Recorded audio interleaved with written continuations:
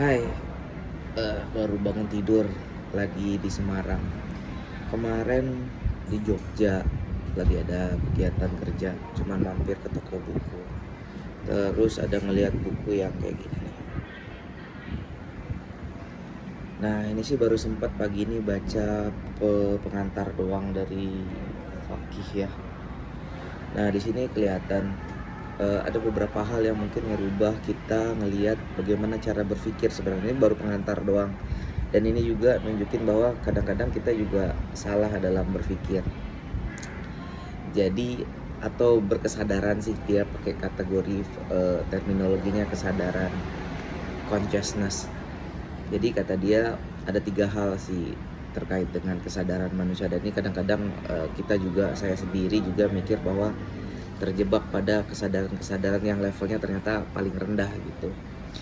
Jadi dia bilang sebenarnya kesadaran itu terbagi 3, antara kesadaran magical, disebut dengan magical consciousness, terus ada yang namanya kesadaran apa tadi ya?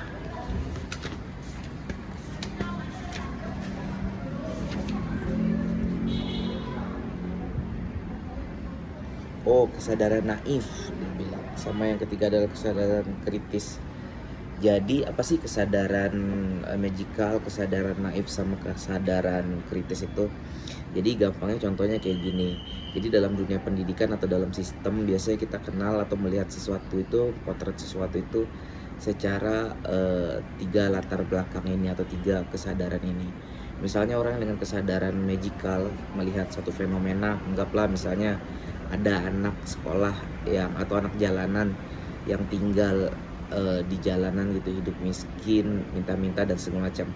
Nah, mungkin orang yang magical berpikirnya kesadaran magical nganggapnya bahwa oh yaudah emang nasib dia begitu dan dia ditakdirkan atau ada untuk bisa mendukung sistem sosial masyarakat.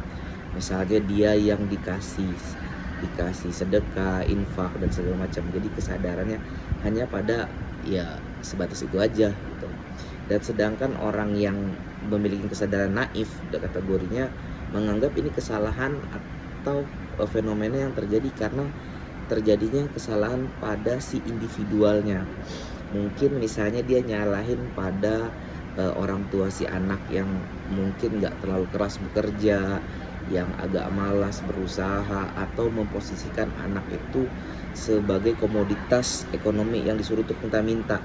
Jadi lebih kepada ya sudah naik tingkatannya, yang tadinya mungkin berpikir pada posisi yang nasib aja, yang kedua udah mulai dilemparkan kesalahannya kepada individual gitu ya, orang terdekat lah dari si anak itu, fenomenanya kayak gitu.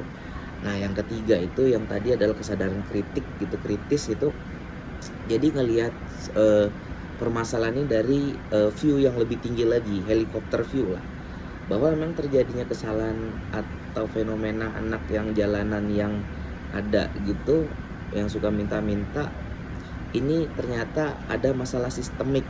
Jadi mungkin terjadi atas kondisi yang dimana sistem politik, ekonomi, sosial itu terjadi kesalahan yang mengakibatkan memang banyaknya anak-anak yang kayak gitu yang akhirnya jadi korban, harus minta-minta, ngemis dan yang lainnya segala macam.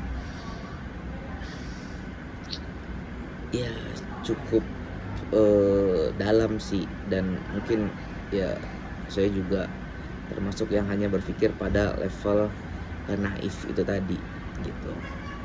Jadi lebih lengkap nanti kita lihat lagi di bukunya.